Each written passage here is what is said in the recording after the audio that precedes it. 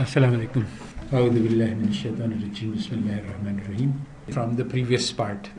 Just to go back to the beginning, we start with the spiritual training and learning indifference to the wealth. So how this is done? Well, one of the Quranic ayat says that give away what you love the most. So it says that لَن تَنَالُوا الْبِرَّ حَتَّى تُنْفِقُوا مِمَّا تُحِبُّونَ. So this is how you train yourself. I mean, you overcome. I mean, you love something, so you give it away. This trains your heart. It breaks your heart of the love of material things. So another training is give even when you don't have to give. Allah Ta'ala praises those people who feed others when they are themselves hungry. And there's one person said that, well, how can we give if we are poor? So the Prophet ﷺ said, go and do something, do a job, earn something, and from that earning give something away. So this is very painful type of giving. Now we know about giving when you have lots of excess, but when you need something and still you give it to others, then you learn really how to value other people. That you realize, okay, his need is just as important to him as my need is to me. This is a lesson which doesn't exist in the Western economic theory. But yes, I am very needy. I really want to eat this food. I am hungry. But he is also hungry, and his hunger is just as important. And now my feeling of my compassion is that, yes, okay, just as my hunger is important, so his hunger is also important. So, learn one of the things which we need to learn is to create gratitude, to learn gratitude for whatever we have, even if we have little. If we feel grateful to Allah, then Allah Ta'ala will increase our blessings. So there are many ahadiths which emphasize how we must learn to value what we have instead of, see, there are two states of mind. A glass is always half empty and half full. So if you appreciate what you have, you can say that this is very good, or you can say, oh, the half, you can focus on what you don't have. That's called scarcity thinking.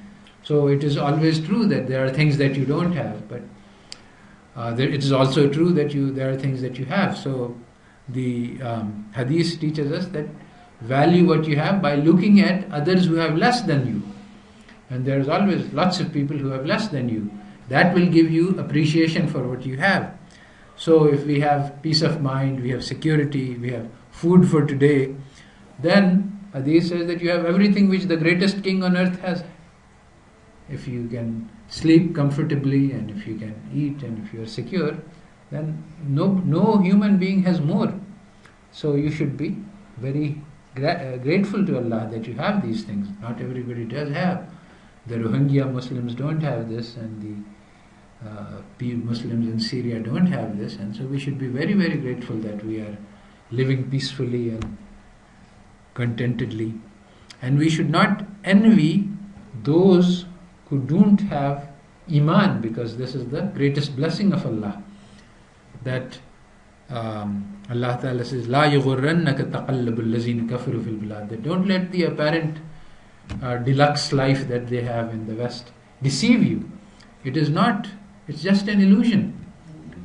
So, yes, they have big buildings and big cars, but do they lead happy lives?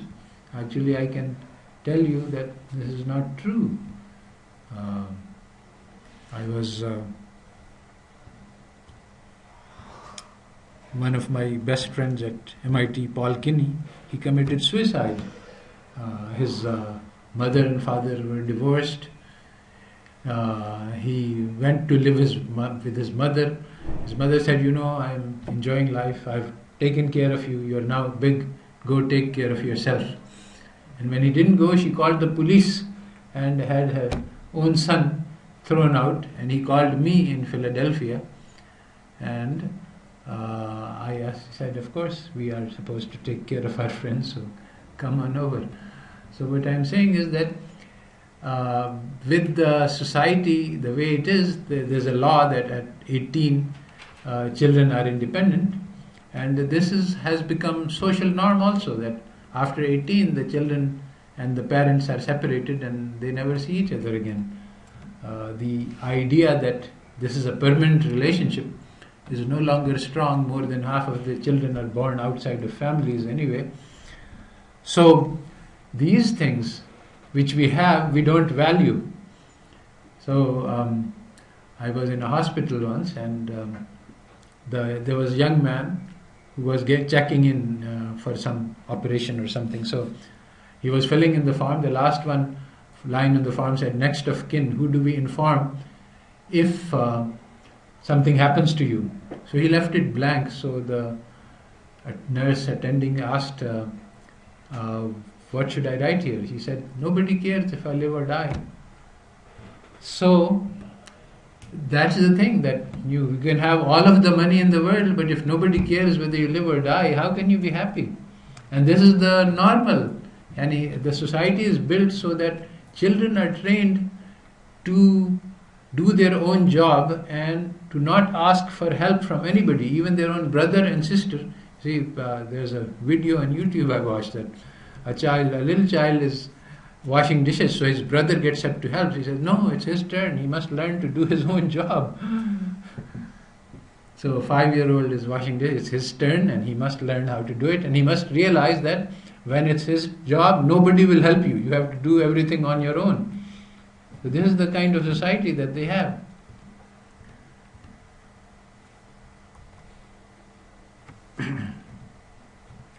So, spiritual training, learning moderation in consumption. Maximization is an illusion. If you maximize your consumption, you become obese. If we live simply, we don't need to earn too much either. And we can spend time on the important things. Actually, this consumption is a distraction. By trying to get higher and higher standard of livings, we waste time doing things which don't matter, and we don't have time to do the things which matter.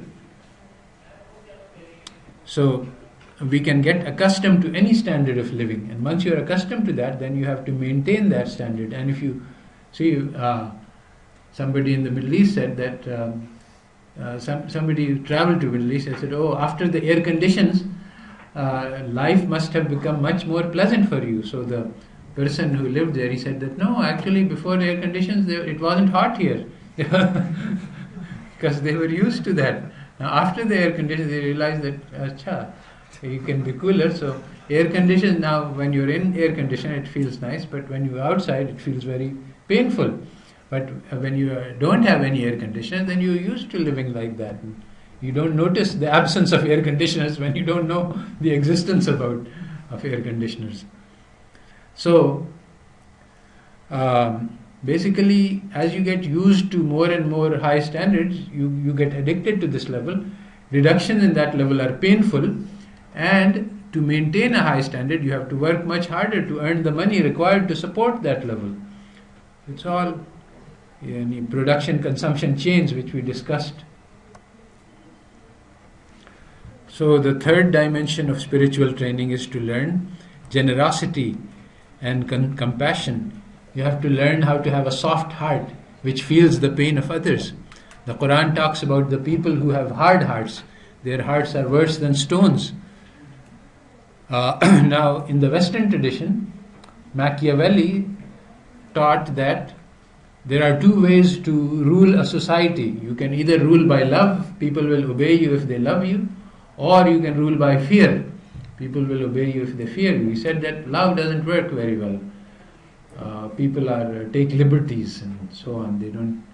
So you should rule by fear. You should make them afraid. So this is actually the methodology that is currently in use. You see why?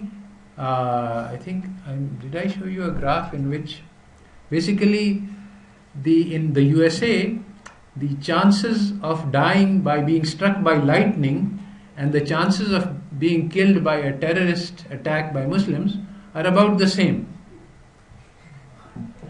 So now, how come They are spending billions of dollars on fighting Islamic terrorism, and the public is terrified, really. I mean, in the sense that if a Muslim walks by, people feel afraid. Oh, maybe he will explode a bomb. And there are 1 billion more Muslims, and yani, the chances of one Muslim being is less than 1 in a billion, which is astronomically low.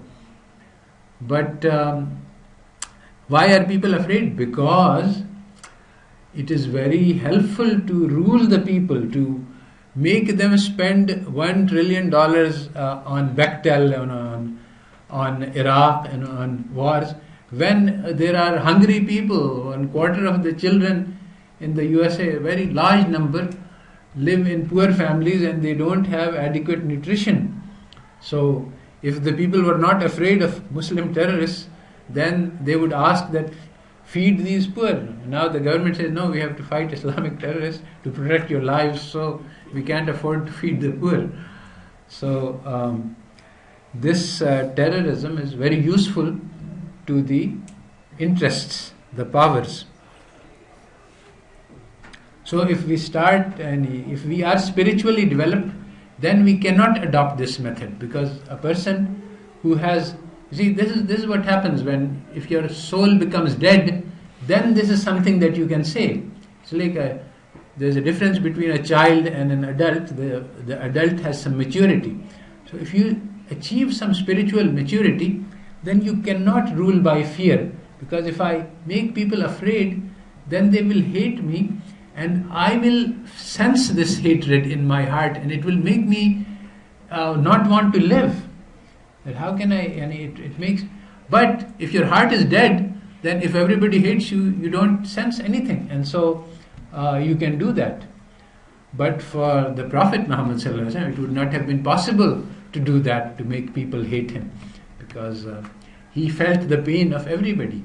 So he was only ruling by love. He was rahmatul lil alameen, and this is also our job, that we cannot follow the teachings of Machiavelli, because spirituality does not allow it. So I have a lecture on this which I gave to students in Cambridge University, which you might watch. So the fourth point is that whatever we respect and honor, that is what we will try to be like. So if we are being taught to respect and honor wealth, if somebody is very rich and he has a lot of material goods, that is something respectable. But in all of our more than 1,000 years of history, this has never been a quality. Oh, look at that man, he is so rich, how wonderful. No, this man is very wise, he is very knowledgeable, he is a man of taqwa, he is a Sufi, even he is very skilled in the sports, and he has technological skills, lots of things. He is very generous. These are things which are praised. But in 1,000 years of history, you will never find that this man is a great man because he has a lot of money. This was never a source of praise. And even if he has a lot of money which he got by stealing from others, so that is not a source of honor. But today it has become a source of honor. And look at how clever this man is. He stole a lot of money from other people, and now he is great, and we should all be like him. So instead of, so it is very important to guard our eyes and tongues and hearts and minds from admiring the wrong things, because whatever we admire, this is what we want to become like, and that is what infects our hearts. And today, you can't avoid it. You see these images and billboards where people are shown. See, when I was young, there was this ad which we used to see on the large billboards. There's this man, he's sitting in a horse. It's a very beautiful beach scene, and he has the most beautiful woman in the world sitting next to him on the next horse. And what he's doing is smoking a Camel cigarette. So now you see, the thing is that how we process this is how human beings don't think about this. But there is a message which goes direct to the heart. And what is this message? You smoke a cigarette, and you will get a horse, and you will get a beach, and you will get a woman. And this imprints directly on the heart. It doesn't, you don't logic about it. And so you smoke Camel and you're waiting for this woman to show up, but it doesn't happen. You only get cancer. You don't get any beautiful girls by smoking Camels.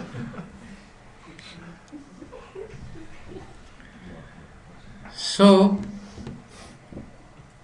do not be deceived by the dunya. This is a constant message of the Quran, that the dunya is an illusion, mata'ul ghurur. It looks very pretty, but it is not. The reality is that the richness is contentment of the heart. Inner contentment of the heart comes from recognition of God. Allah Ta'ala says that Allah bi zikrillah tatma'innal qulub, that only the remembrance of Allah brings peace and contentment to the hearts. This is the only way. Everything else you can try, and after the end of life, actually there's people have studied that people in hospices who are about to die, and they all have regrets for having chased the wrong things. And the question is, what is the right thing to chase after? And the only one thing that is worth chasing after, and that is Allah. So we will achieve contentment and spiritual progress by learning to recognize the reflection of God within the hearts and the souls of people. Allah Ta'ala says that the whole of the creation is my kumbha, my family.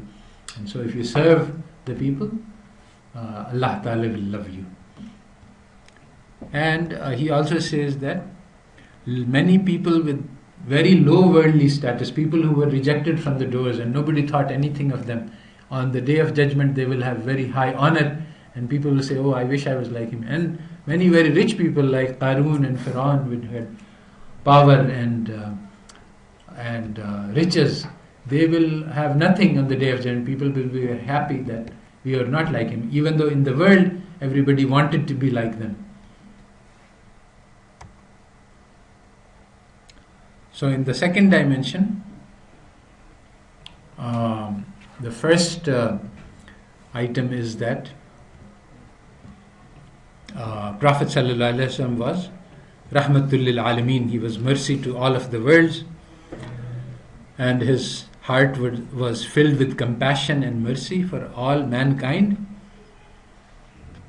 And he was charged with the mission of saving mankind from ignorance and bringing them into the light of Islam. The Quran starts with saying, the first message, that the first wahi, not the Quran, was Iqra bismi rabbika alladhi khalaq al-insana min alaq Iqra wa rabbuka al-akram alladhi allama bil qalam allama al-insana ma lam ya'lam.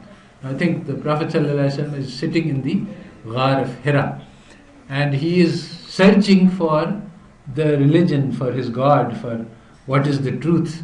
So the angel Jibreel alayhi salam comes and reveals to him the knowledge. He brings a message from God.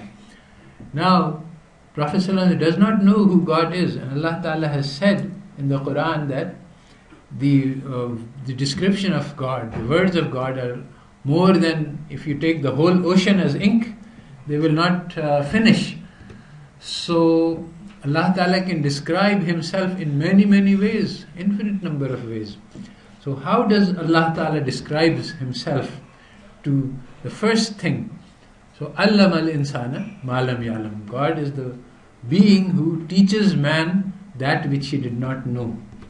So Allah Ta'ala is describing himself as teacher. And Allah Ta'ala gave a knowledge to Prophet Muhammad sallallahu alaihi wasallam, and his followers received this knowledge through Prophet Muhammad sallallahu alaihi wasallam. And this knowledge changed the world. It's a historical fact. The Bedouin, the Arabs at that time, they were living in Jahiliyyah, in the period of ignorance. They did not know anything. There were very advanced civilizations at that time. They had technology and science and literature and philosophy. China and Iran and Egypt and Rome. These were big, powerful civilizations. And these people had nothing, but the knowledge that Islam gave them led them to the leadership of the world. Today Islam has the same potential. It can today lead us to the leadership of the world, but Muslims have forgotten what Islam is. And this is the prophecy of the hadith, that Islam came as a stranger and it will become a stranger. So today Islam has become a stranger to the Muslims. Today the world is worshipping false gods. What is a god? God is something that you work for. So today people think that luxury is the meaning of life. So we should try to make sure that we have lots of food to eat in our dastarkhan, and we have a house which is like a palace, and we should have the most expensive car. Or people are seeking fame. How can I become famous? Or they are seeking pleasure. They are seeking to drown their sorrows in virtual reality, watching movies from morning to night, so that they live in an artificial reality created by these artificial social environments, where you feel like you have a friend, or you have 1,000 friends on Facebook. You don't understand that these are not any virtual friendship and real friendship. It's like having a picture of a tiger and having the real tiger. It's very different. So all of these things, that all of the messages that we receive with our eyes, ears, these are penetrate into our heart, and most of these messages are poisonous. They teach us exactly the wrong thing, and they poison our heart, and they make us believe in the wrong things, and they make it difficult for us to purify the heart. The heart is a very, very critical instrument. Heart is described many times in the hadith. It says that the heart of the mu'min is such that Allah Ta'ala can enter it. Allah Ta'ala is too big to fit in the whole universe, but He can fit into the heart of a mu'min. So basically Islam is about tazkiyah, purification of the heart. And if you can purify the heart, then it can guide you to the truth. And without purifying the heart, it will guide you towards the darkness. The second dimension is social, and in this the second point is community, family, relatives and neighbors. And so the ahadith emphasize sila rahmi, which is building and strengthening connections with your own family, and there is lots of emphasis in the Quran and Hadith about Sila Rahmi. And in this connection, it's very much emphasized that don't insist on your rights, that if they break relationships with you, you should make relationships with them. So this is the way to, and forgive them, for your brothers, for any faults they have done. And do not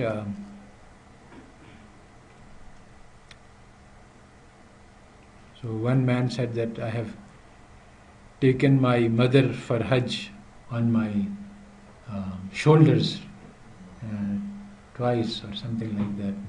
Does that fulfill my responsibility towards my mother? So Prophet ﷺ said that if you do this 70 times, you cannot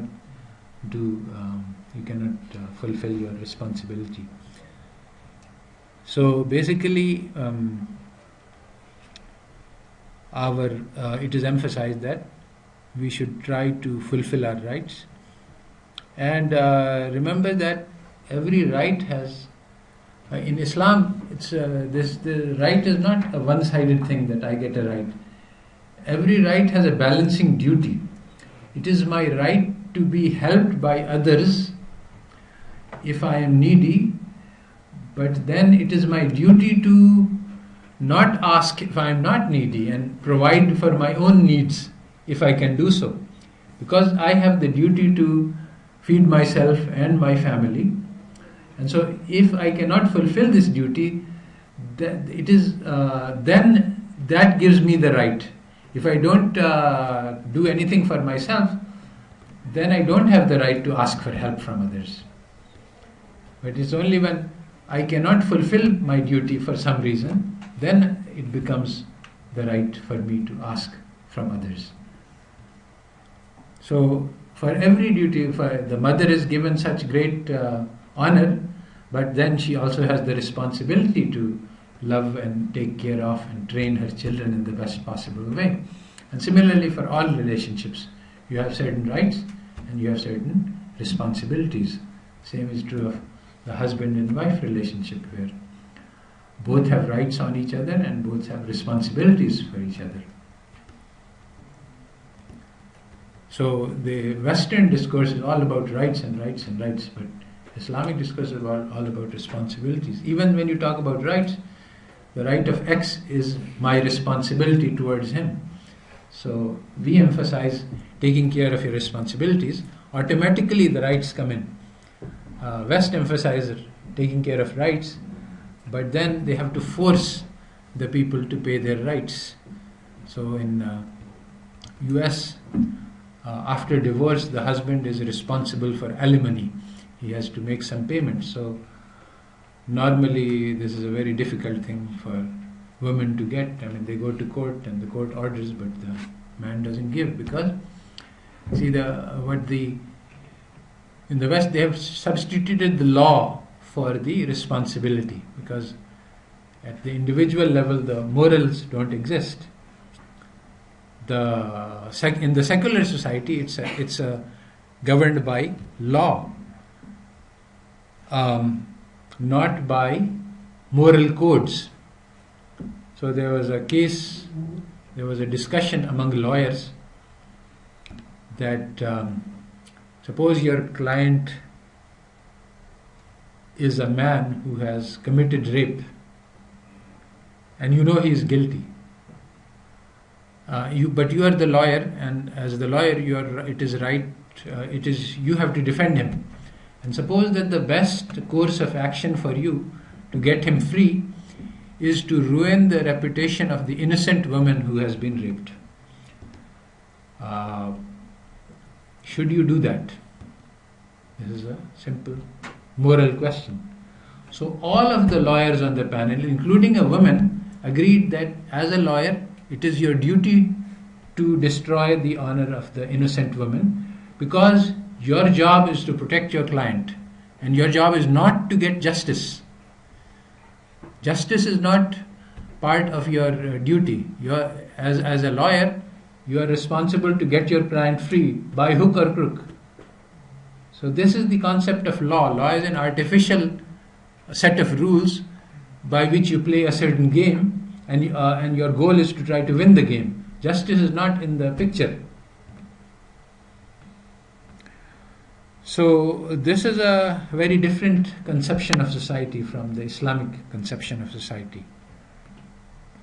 Allah Ta'ala asks us to take care of the community, and this, when you do it from the heart, it builds community. The third level is the Ummah. Now, if you look at human history, you find that it is a history of increasing power by increasing collectivity. So initially we had these feudal lords, then later we had cities, and when the cities came, the feudal system was destroyed because the cities became too powerful for individual lords. And then you had states, which were collections of cities, and then you get the modern nation state. And today the largest entities in the world are the multinationals. They are actually running the world today. The nations are pretty powerless.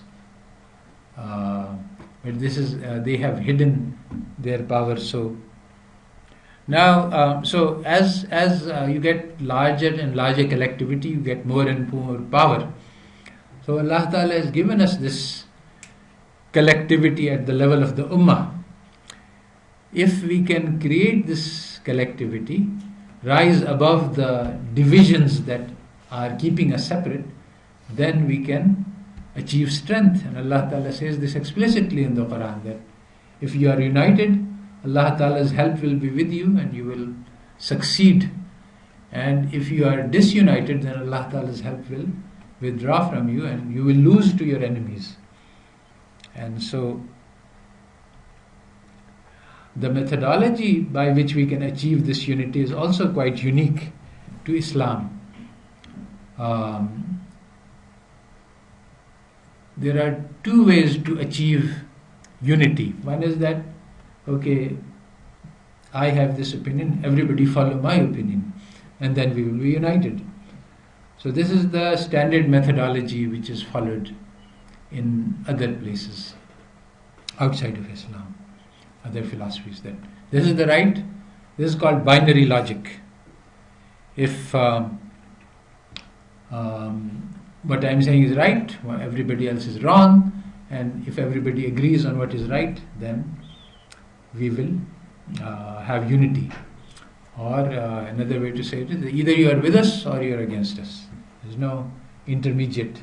So that's what leads to the clash of civilizations.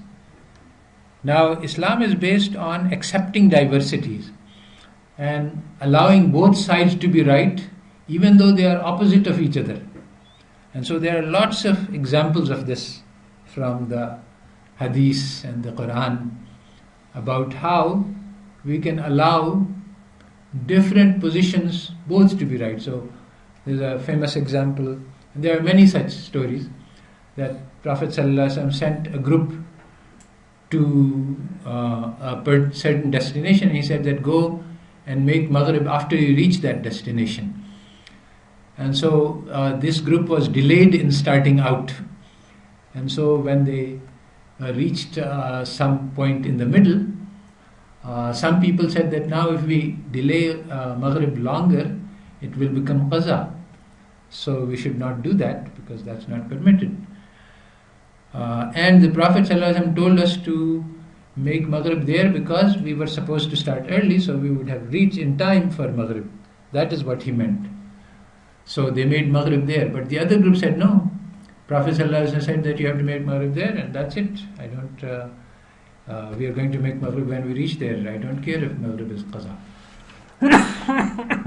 So the other group made Maghrib when they reached the destination. So they both came back and they reported. So the Prophet ﷺ said that both of you did right.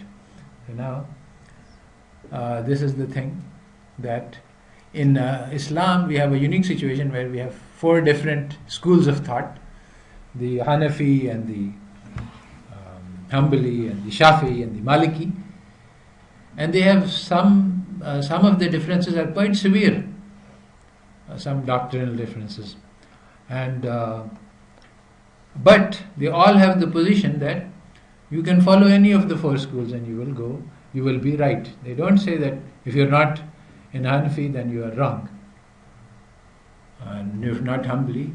In fact, when they went to each other, they would follow the other person's maslak.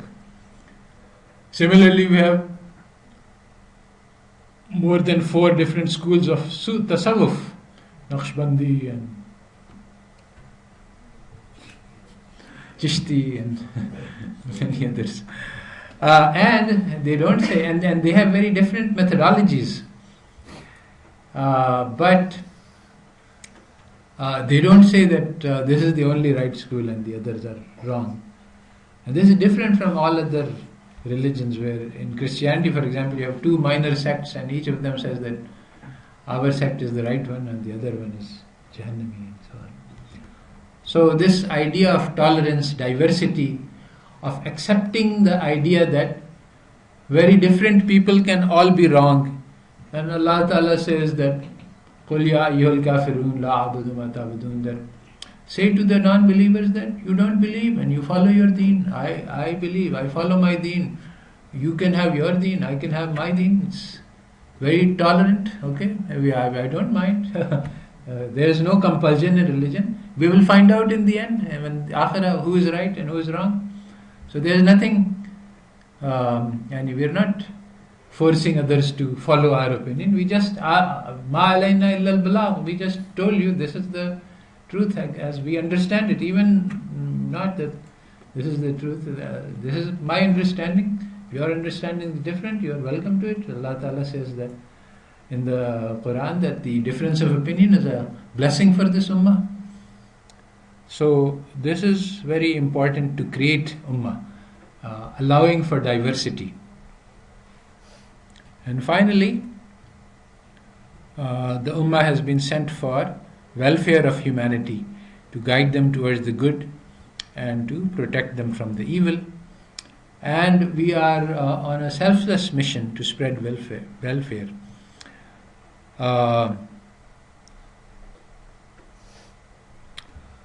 Iqbal has said, थी न कुछ तेग ज़नी अपनी हुकूमत के लिए, sir बकफ फिरते थे क्या दहर में दौलत के लिए.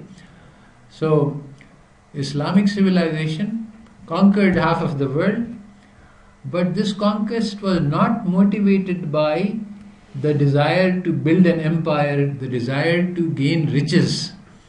This is very different from the Western colonialism.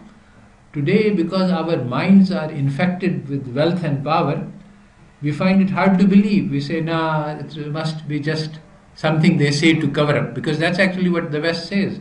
The West covers up its conquests, which were meant only for extracting money and actually were very cruel and ruthless. But they say, no, we were on a mission, the white man's burden, that we were trying to spread the glories of our civilization to the rest of the world. But you look at what they did, and you find that it is not. I mean, if you look at Iraq, this was the mission to protect the world from the evil dictator and to get rid of the weapons of mass destruction and to give democracy to the people of Iraq. So what is said and what actually happens are quite different. But in Islam, this is not true. In Islam, when we went and conquered the world, we did not actually exploit the people. We participated. Islam was unique in accepting all comers without bias. Anybody who said the kalama became Muslim, and he was not treated that you are a new Muslim and so you won't get the same rights as the old Muslims. So and you find that all over this, it's not that the Arabs were always in control. You had Persians, Turks, Seljuk. There was a slave dynasty, people who became who were slaves who became the kings and rulers. So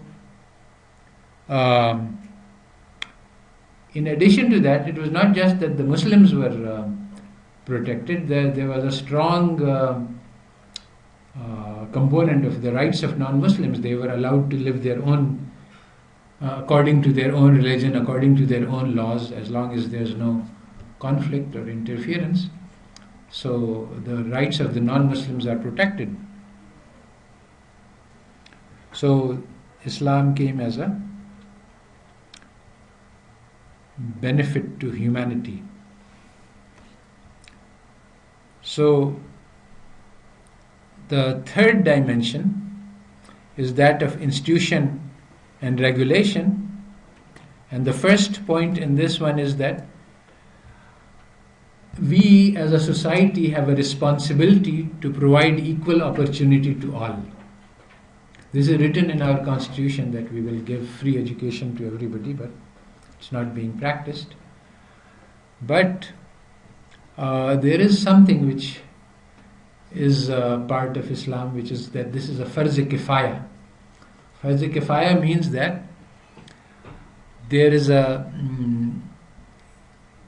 it's farz for every single person. If people are not getting their basic needs, then if this responsibility is fulfilled, then it is not on my shoulder. So, for example, to make it simpler, in itikaf in your local masjid is farz-e-kifaya on the community. As long as somebody does it, not everybody has to do it. But if nobody does it, then everybody is guilty. And so, exactly like this, suppose that the responsibility of providing food is our collective responsibility, then it is my responsibility personally also. If it is not happening, if everybody has enough to eat, then I don't have to worry about it. But if Pakistan there are millions of malnourished children, then I am personally responsible to do whatever I can. So as long as I take care of those people in my neighborhood, and that is what I can do, then I am absolved from the blame. But otherwise, I am personally guilty. So this is very different from the Western notion that all collective responsibility belongs only to the government. So if the nation is hungry, then it's the government's job to fix that problem, not my job. So Islam does not allow us for this escape. So if people are illiterate, then I must educate those that I can. Then I will be absolved from all of the millions of people who are hungry. If I feed those people that I can, if I can feed only one person and I do that, then I am absolved. But if I can feed 1,000 people, then I have to feed 1,000. I don't have to feed 1 million people. But when 1 million people are not fed, then Farz Kifaya means that I have to take care of my part, whatever I can do. So, for 1,000 years, education, food, etc., these were taken care of by the awqaf. We collectively created institutions which would, so everyone in his mahalla can create institution based on the masjid, for example, to make sure that nobody in the mahalla is hungry. This is our job, our responsibility. We can't wait and say that the government did not provide. So, to the extent that your hand reaches, you are responsible. And for 1,000 years, there was no concept of paying for an education, because if somebody wants an education, then it is my job and your job and the job of the whole society to make sure that he gets it. It is not his job to bring the money so that he can buy an education, because education is not a market commodity for sale. So in a market society, these things change. In Islamic society, those who have been given knowledge are responsible to convey it to those who don't have it. It's not the job of the student to seek knowledge, it's the job of the teacher to convey this to whoever wants to learn.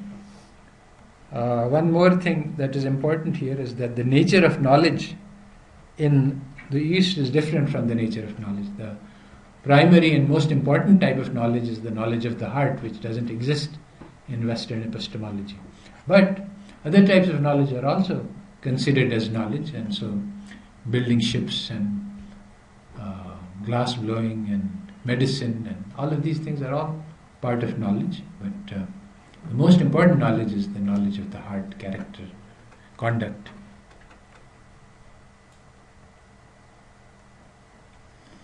The second dimension is the sadaqat and the zakat and waqf. Generosity and charity are heavily emphasized in Islamic teachings, and there are studies which show, there's no other, if you look through Bible or Vedas or any other religious book or any other book of teachings, you will not find so much emphasis on give to others, charity, generosity. The Quran is full of it. Somebody said that there are more ayat on generosity and giving to others than on all the 5 pillars of Islam combined. So actually this is not without effect. Muslims are very generous. And instead there was a study by Adil Najam about charity in USA, and he found also that the Muslims are the most generous, but at the same time he found that Muslims think they are not very generous. So it's also good, because we are not supposed to think much of our own selves, but there is a very interesting study of mathematical skills that is carried out among the richer countries of the world, and they tested a lot of nations, the OECD countries, and they found that The Americans had the worst score in mathematical skills. This was high school. It's available, you can find it. High school students were tested for mathematical skills. The Americans had the worst score. The Japanese had the highest score. At the end of the quiz, they had one more question. How well do you think you did on this exam? So the Americans had the highest score. They thought they did wonderfully. Japanese had the lowest score. They said, oh, we did very badly. So perception and reality are quite different.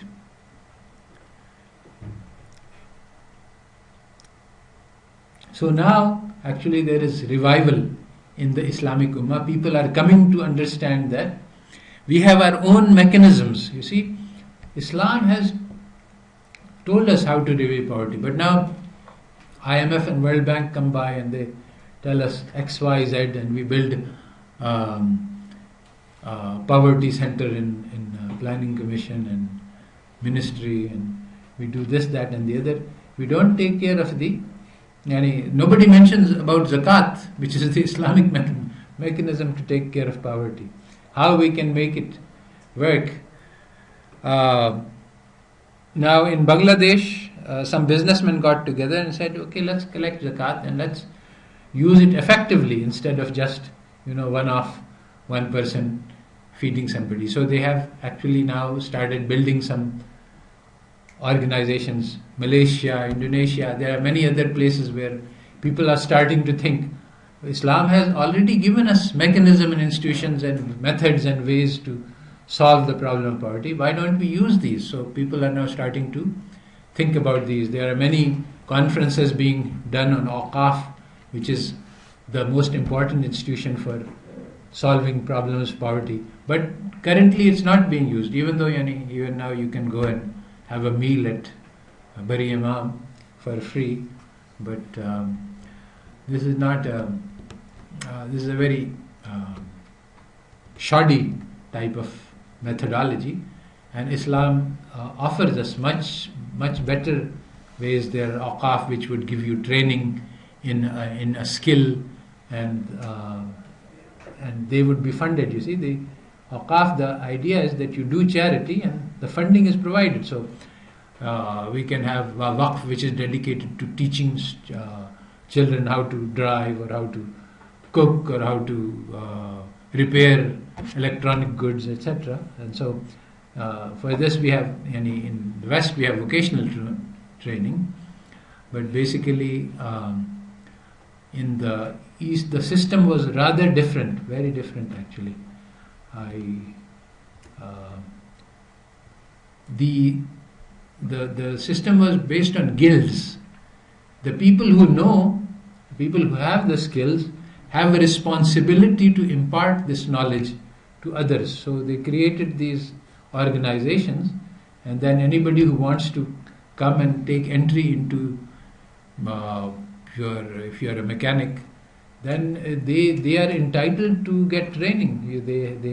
But they will of course do apprenticeship. So anybody who wants to get training in any skill, they can come and they can ask. And when somebody asks me for help with something, this creates an obligation on me, because I have the required knowledge, to provide to them. So fortunately I have a lot of students. So, but I always respond to requests for help by saying, okay, sometimes I take care of it myself, but usually I refer to some student, he knows about this topic, he will help you. And I also tell all my students that if a request for help comes to you for training, you have to take care of it, you cannot ignore it. It's a religious responsibility for those who have knowledge to give to those who do not have.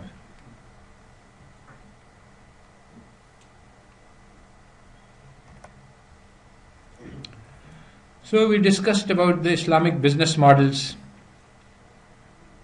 So the important things here are that once we create a business which is meant to serve people, then everybody's job becomes meaningful, because we are all participating in the provision of service. So when I get, see, it's innamal amal bin niyat. I sometimes meet with the faculty and the administration, and I say, look, there are two ways you can think about the job. That, okay, I'm coming here to do a job and I get money, and my job is for the sake of money. It's up to you, it's your niyyah. But also we can think that we are training the children of the ummah to provide service to the ummah, because education is very important and very needed by the ummah, and the skills we are teaching are very important and very useful. So you can choose to be a part of this, and if you think of yourself in this way, that this is what we are doing, and money I am getting just as a side benefit. I mean, it's needed. Everybody, we need to pay everybody so that they can take care of their personal problems, so that they can provide the service that is needed. Then this coming to Pied and even sweeping the floor, this is an act of worship, because you are providing service to the ummah. On the other hand, if you are sweeping the floor so that I get the paycheck at the month, then it's just a job. So the Islamic conception of service, business as a service, makes lives meaningful. Even the cleaning of the floor is a act of worship, because you are making it possible for, and just like in a masjid, the people who clean the toilet are doing worship. So all jobs, and this is actually part of the teaching of Islam, that all jobs are honorable and there is dignity to the laborer. And the Prophet ﷺ kissed the hand of a laborer which was calloused from hard work. So the West has the idea that, yes, let everybody maximize profits and services will be provided as a side effect. This is what the invisible hand says. But this doesn't work, and it leads to a lot of damage. And the last thing is hisba and market regulation. There are many laws. There is laws about not taking advantage of others, letting people reach the marketplace. So basically eliminating the middleman who takes advantage of the people in the village to charge them, to pay them low prices and then gets very high prices. There is a just price. If somebody's wife is sick and he needs money for an operation and he wants to sell his car, and his car is worth 5 lakhs, but he says, okay, I only need 1 lakh. So you cannot take advantage of this and say, okay, this is good, I will give him 1 lakh and I will make 4 lakhs profits. You should pay him a fair price for the car. And similarly, and this is interesting because in the medical schools, I've heard that they ask this question, that if somebody is charging a large amount of money for this medicine which is essential, does he have the right to do so? So according to the Western market mentality, if I own a medicine and the other person needs it, I can charge him whatever money I own, because it's my milk, it's my property. But in Islamic conception, it is not true. And today, interestingly, most of the students, or a very large number of students, think in the market mentality. So they say that, yes, if it is my medicine and if you need it to save your life, I can charge you 1 million rupees and if you don't have it, I can say, okay, you should die, I won't sell. That's allowed to me, but Islam does not allow this. So the hisba market regulation, which we have forgotten about, it's part of Islamic tradition but doesn't exist anymore. It's very beautiful organization. It protects the interest. There are many problems that are created. We discussed some of them, that the consumers are very separated and the producers are very concentrated, so the producers can get their will against the consumers. Consumers cannot organize to counteract the power. So the hisba is a government organization which is acts on the behalf of the consumers. It takes care of, it protects the interests of the weak and the disempowered. It provides public services. So it does a lot of things which are needed today, which Western models do not allow for, which our tradition does have, but Muslims don't even know what this tradition is anymore. They have forgotten the past. So as Iqbal says, why nakami mataye karma jata raha, karma ki dil se ehsaas-e ziyan jata raha.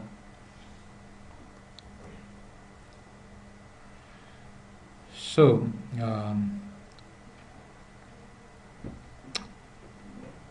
actually, this was the longer summary of the previous lecture, and some detail about some points that we have not covered so far. So, the first dimension of spirituality basically involves seeing through the illusion. So, basically, Islamic education, I said, knowledge is different, and Western knowledge teaches technical skills, that's different. Islamic knowledge is about learning about life, what matters to us. Now, if you reflect on your Western education, you have been taught 2 plus 2 is equal to 4 and calculus and chemistry and biology, but nobody has taught you how to live, because this is not part of Western education. But Islamic education is about teaching people how to live better lives. So one of the things that Islam teaches is that life is not about materials, not about maximization of lifetime consumption. So, it's not enough to tell you this, because the environment is teaching you massively the opposite message, and this message is actually penetrating to your hearts, which means that it cannot be dislodged by logic. It requires effort of your heart. And so it's useful to see many articles which show that money does not buy happiness. There is this article I have referenced, there is a link here in Wall Street Journal, which says don't envy the super rich. So it looks at the lives of the super rich people and shows that they are lost souls and they have fears and worries and family problems. There was a survey of 120 people with net worth of 25 million or more. Generally they are very unhappy people. They don't, indeed, one very interesting thing is they don't even think that they are financially secure. This is what the hadith says, that if you have one value of gold, you will want the other value. Now the thing is, you see, when you hear all of this, the shaitan gives you a very secret message in your brain. Yes, these people are very foolish. If I had $25 million, I would be very happy. This is what shaitan tells you, everybody, that yes, I am different. Yes, those people, they are foolish, they are not happy. But I would be very happy if I had $25 million. I would be able to do this, that and the other, and I would be ecstatic. But the fact is that the truth is that if you look at the lives of big lottery winners, people who were normal and then they suddenly win huge lotteries, get the same message. Their lives are destroyed. Why? What happens is that they lived in a poor neighborhood. They go and buy a house in a rich neighborhood. Now they suddenly lose all their friends and society, and they move into this other place where nobody likes them because they are, and they get a lot of distant relatives they had never met before. You know, I'm your relative from so and so. How nice to meet you. You are so wonderful. So a lot of insincere friends come up. The society is changed. So these people, their lives become ruined by this money. I have heard that the Air Blue owners, they had one son only, and they became rich, and so the son was kidnapped and held up for ransom and killed. So what happened to this money? It didn't buy them happiness, it buy them a lot of pain. The thing is that everybody thinks that this is an exception. It doesn't hold for me. That is the problem. So This is what how shaitan deceives you into pursuing dunya. The people in this survey, they asked, what is the message that you would like to give to the people who are not ultra rich like you? So the main thing is that if we could only convince people, you see, people say, now you are telling us don't make 20, you have 25 million, let me get 25 million, then I will, then I will say yes, how bad this is. But first let me get those people with 25 million, if we can just tell people that they know that getting 20 million and 200 million won't bring them all they have hoped of. Maybe they would concentrate on the things that would make the world a better place and that could help to make them truly happy. People are focused on the means of happiness, not on the ends. There's this famous story of the man who was fishing with a rod on a bank of a river. Somebody else came by and said, why are you fishing with a rod? You see, if you have a net, you can capture more fish. He says, well, what will I do with more fish? He says, well, if you get more fish, you can get more money. He says, what will I do with more money? He says, then you can buy a yacht and then you can really fish very large amounts of money. He says, what will I do with very large amounts of money? So ultimately it's getting more and more and more and more. Finally, then you can do whatever you like. He says, so like, I like to fish. Then you can go and fish. So that's what I'm doing. So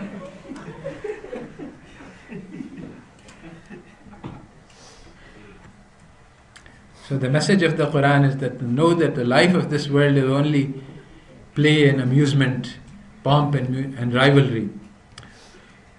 So do not long for the things that we have given for enjoyment. These are the things that are not important. These are the things that are given for test. The things that Allah Ta'ala has, those are important. And this ayat that say, this is the Quran ayat, in this bounty of God and in His grace, let them rejoice. It's better than everything else that the kafirin have. So what we have been given is very, very precious. The Quran, the message. And today we don't value it. We say that this Quran, this Hadith, let the kafir have it. We would like to have their houses and we would like to have their luxury and dunya. So the Quran is telling us that no, what you have is better. But we don't recognize the value of what we have, and always we are longing for the things that we don't have, and actually the things that we don't have are an illusion. So there's a hadith which describes this situation, that towards the end of night, Dajjal will come, and in one hand he will have Jannat, and in one hand he will have Jahannam. So those who believe in him, he will enter them into his Jannah, and those who don't, he will enter them into his Jahannam. But his Jannat will really be Jahannam, and his Jahannam will really be Jannat. So today, we think that Jannat is freedom from all the restrictions of religion and the enjoyment and all of the haram things that are forbidden to us. If we can have them, that will make us happy. This is pleasure. But actually, you see, if you take heroin, you become an addict. You do get pleasure from it when you shoot up, but it's very temporary and it destroys your life. And this is exactly the situation of this dunya. All of the pleasures of this dunya are like this. They have this attraction and temptation, but they don't have the inner peace which we are looking for. On the other hand, the deen, it looks like Jahannam. Oh, get up in the morning, Fajr, don't eat all day. What kind of, don't look at the girls. All of this, terrible. How can we enjoy life if we do that? So, these are the things. It is actually true that your enjoyment of marriage is less because, or even in the USA, you see, you may be married to a very beautiful woman, but you say, oh, she is nothing compared to all of those hoors which we see every day on TV. So you cannot be happy with anybody. On the other hand, because these are actually, somebody was telling me that those pictures that they create beauty by actually touching up the pictures, so that this is not even real. I mean, human beings cannot be that beautiful as much as they show in the pictures. But you get trapped by this illusion, and then you compare what you have to the impossible, and then you are unhappy with what you have. And as opposed to this, in Islam, you only supposed to look at your mahram. And so, actually, it's hadith says that generally speaking, lying is prohibited. But if the husband says to his wife that you are the most beautiful woman in the world, it is permissible. And if he hasn't seen any other woman, he is likely to believe it is true. And so every couple can be very happy. But unfortunately, you see, the concept of Islam is that the wafa or fidelity starts from birth. I mean, even now, despite the fact that you don't know it, any conversations with non-mahrams, etc., friendships, etc., which everybody is doing these days, these are actually acts of infidelity to your future wife or husband, as it may be. Because in Islam it's one-on-one, one person, one. And so after 1 to 4, yes, there is the requirements for the 4 is that you have to treat them all equally, which is rather difficult to do. But anyway, so the thing is that teachings of Islam are very powerful, very important, and are actually creators of happiness. What the West does is it creates the illusion of happiness, and it sells you that in place of the real happiness. So you get a virtual reality. You can look at a movie and you can imagine yourself to be in the place of the hero, and then you can enjoy all of the things that are happening in the movie. But the real happiness is denied to you, and you don't even know, you don't even learn what real happiness looks like, because you are lost in these dreams and illusions.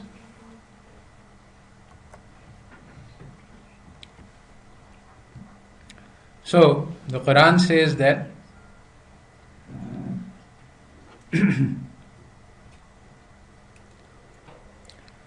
those who are saved from the desire of their own hearts, those who are saved from their own soul's greed are the truly successful. Now this is striking. It's exactly the opposite of the message of economic theory. Now it says that you are greedy, and if you can satisfy your desire, then that will make you happy. It says no. If you are greedy, you don't allow this desire to overcome you. Quran says, have you seen those people who have taken their desires for gods? So that's exactly the main message of Islamic economic theory, that your desire is your God. You should worship your desire. If you read Samuelson, every want or need, the job of the economist is to fulfill all needs and wants and not ask what the source of this want is.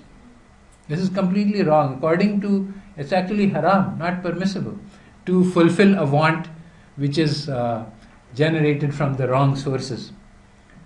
So the success and the falah and the lies in protecting our soul from these idle desires.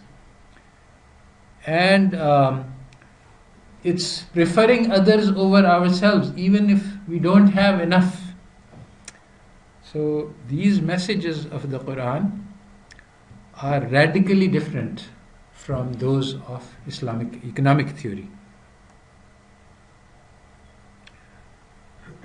All right, so I think we will conclude this lecture here.